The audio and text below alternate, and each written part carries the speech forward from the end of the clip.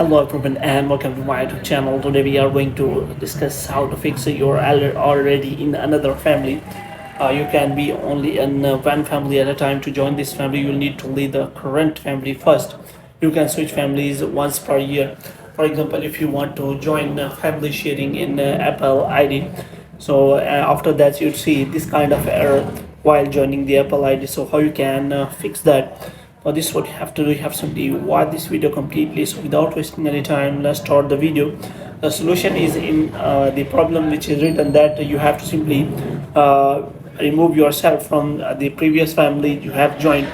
So you can simply switch families once per year, but if you have already switched the family, then you cannot switch your families within a year. So how you can do that, fix that? For this, what you have to do, you have to simply watch this video completely.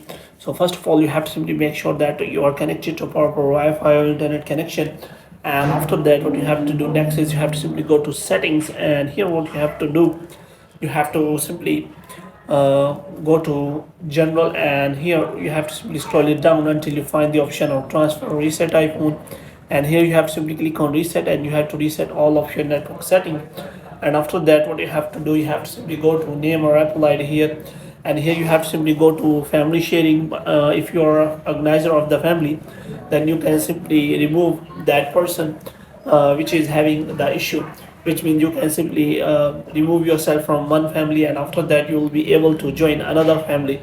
But if nothing happens, then you can simply create a new Apple ID on another iPhone, and you can simply log in with the new Apple ID.